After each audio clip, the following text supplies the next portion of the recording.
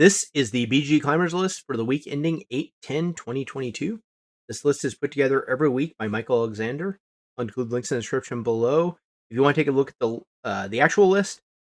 One thing I'll note is that this week there's a lot of new games on the list, and also say that Twilight Inscription is the top of the new hotness, which makes me really want to try it out. It's kind of a surprise. Maybe a little bit of a surprise, maybe a little bit not, but a Twilight Imperium rolling right. It could work. I guess I'll have to find out. So number 10, Mosaic, A Story of Civilization. So this is Glenn Drover's latest game. It was kickstarted. I did back this through a local retailer, and I think it's getting delivered to some people because 8 ratings all of a sudden after really not getting much for quite a while. But let's take a look at this. So this is a card drafting, engine building civilization game. I felt like this may be the civilization game I've been waiting for quite a while, and thus, decided to back it through our local retailer that does backing. I think the graphics looked good, the pieces looked pretty good. I like the coins here, and I thought it was maybe the right amount of epicness for a civilization game. Maybe the right amount of weight, the right amount of length, and maybe the right amount of theme for that. So it's got a 2.78 weight. I mean, I played a lot of Through the Ages, and I played a decent amount of Tapestry. I played a lot of other stuff, and I guess it's going to retail. Pre-order $52. So that seems like a pretty good bargain. I don't know what it's going to be versus the Kickstarter version, but maybe at that pre-order price, I'm regretting backing the Kickstarter. I forget exactly what it was. He also has a kind of a long history of civilization style games. I mean, not Raccoon Tycoon, but he did Sid Meier's Civilization, the board game. He did Railways the World, Age of Discovery, and he also did Railroad Tycoon, the game, if I remember right, as that was the precursor to Railways of the World. And Age of Empires 3. He did a couple reimaginings of Age of Empires 3 that I think didn't do as well as that one, but I'm hoping that this is going to be the civilization game I've been waiting for. So that is Mosaic, A Story of Civilization. Number 9. Oh, actually, I was thinking about that. That may be from Gen Con. They probably had preview copies of it there, so it's probably people maybe that demoed it or played it there. Number 9, Wildlife, the card game. So I haven't ever heard of this one. It looks interesting. The box looks kind of unusually shaped, unless that's just a weird rendering. So, a competitive, quick 2 to 5 player game about hand management, set collection, take that, and turn order progressive. It's pretty lightweight, so I wouldn't expect too much here. This may be, again, something that Digital Implementation's Tabletopia. So I guess there's a version on Tabletopia, and it's been out for about a year. I'm assuming this is up here because of people maybe playing it at Gen Con or hearing about it. Yeah, they must be demoing it somewhere here, probably not at Gen Con, but maybe somewhere else.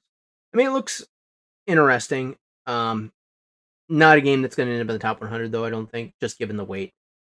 I don't see that happening. And actually, very few games with Take That ever make it in there. So this is number 9, Wildlife, the card game. Number 8 is Northgard. So this is interesting. It's the first week with a sub 8 rating. I still stand by the fact that I believe this one's going to do very well, because it's going to end up on, in retail very soon. But this does give me a little bit of pause in terms of, is it on the trajectory for the top 100 or maybe in the top 250? But we'll see. We'll know in a few more weeks for sure. Northgard, Uncharted Lands, number 8. Number 7, Acropolis. So this one was not doing so great, but this week it actually got a pretty decent bump at 8.05. So I know this was on a lot of people's top list to check out for Gen Con. So let's see how it does.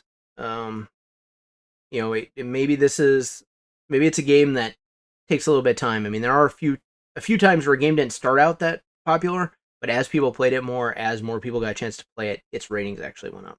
So number 7, Acropolis. Number 6, Oathsworn. So again, a huge week, 9.44. This is, I mean, this may be the highest ratings I've seen anytime in the last 2 years. I think it even is beating out Arc Nova in terms of its initial rating and how strong it is after almost 1,000 ratings, and it's still averaging 9.26. That's pretty crazy.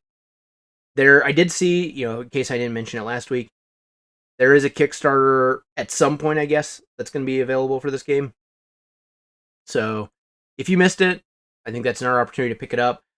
I have a feeling this Kickstarter is going to go crazy. So a game, one thing that tends to keep people from backing a Kickstarter is has the company delivered on a previous Kickstarter.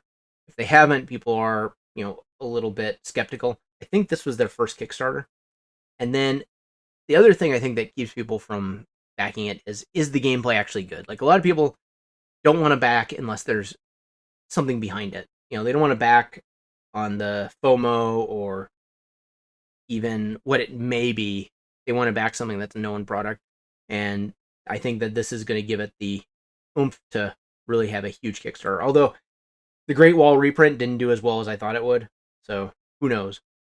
Number 6, Oathsworn, Into the Deepwood. Number 5, The Age of Atlantis. So I don't think I've heard of this game. Let's take a look at it. Become the most powerful civilization in Atlantis while protecting it from flooding. Okay. And I'm assuming this is, well, maybe it's not Kickstarter. Age of Atlantis official rules. Highly competitive engine building civilization game. We've seen that before. And you're going to be a noble house in the city of Atlantis trying to protect it. Let's take a look. This is unique. This is like a futuristic city of Atlantis. These things look like mechs and stuff. Interesting. Dual layer boards. This is a, fairly, looks like resin printed, probably prototypes for demo purposes. And tabletop simulator mods for playtesting. I mean, it looks okay. It looks pretty decent, maybe. It's got some nice pieces. I don't know. I mean, there are a lot of civilizations coming out. I'd probably have to see a demo of it before considering this one.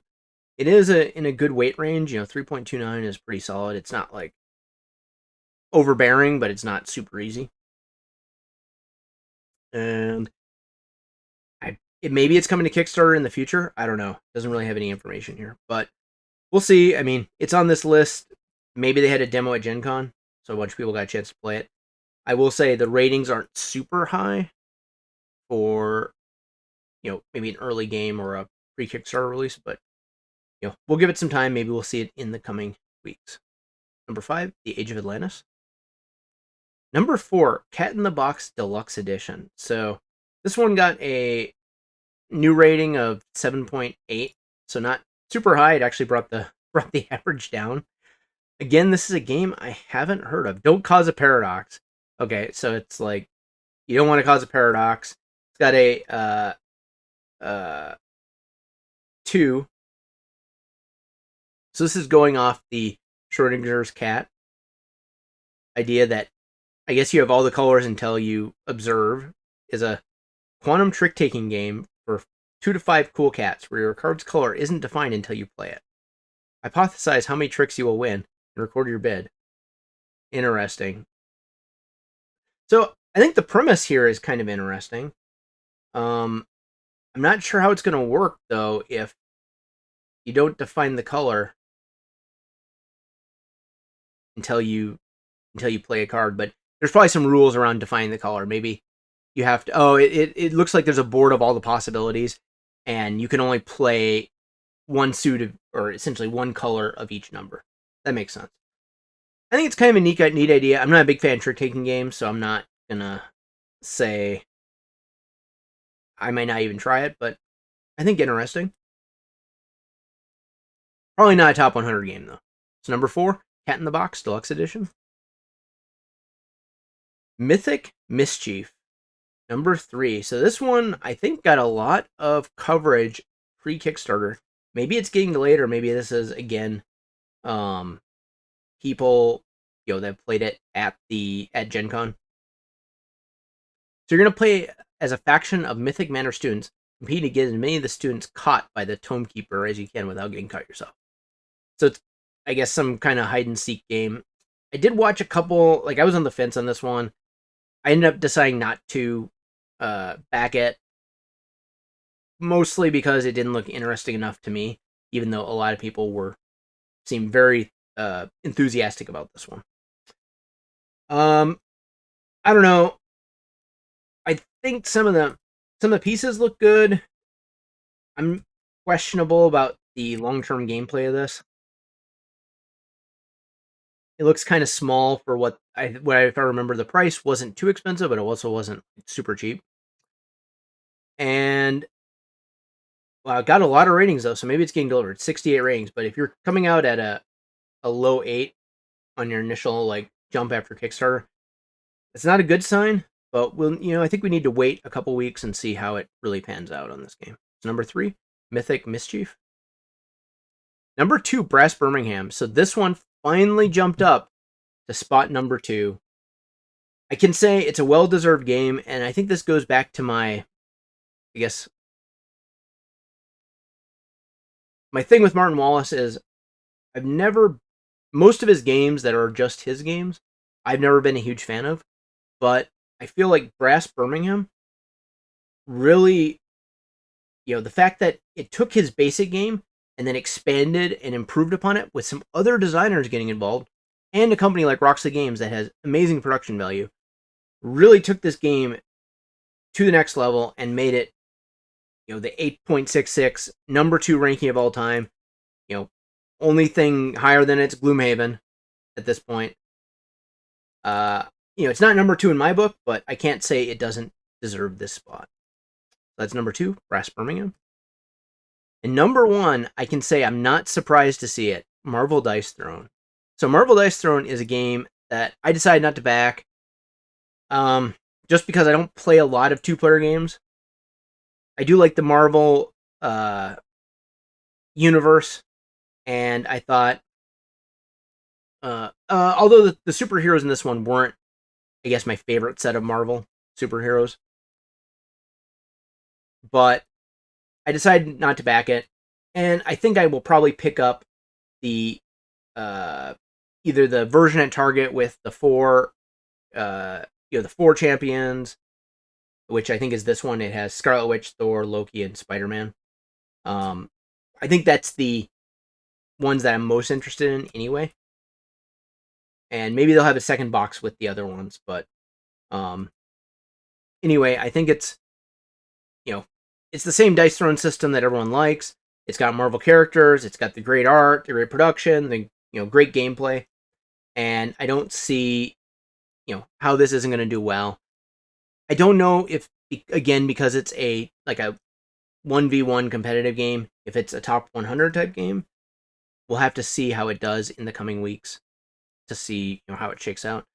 I will say the first ratings are quite encouraging. 500 ratings at 8.46. I guess the last time it was on the list was 525. So maybe we got there must have been some bug. We weren't getting the updates for 3 months on this one, but it's getting really solid ratings. So there you have it. That is the BG Climbers list for the week ending 8/10/2022. If you like this video, please like and please subscribe, and please take a look at my other videos. Thanks.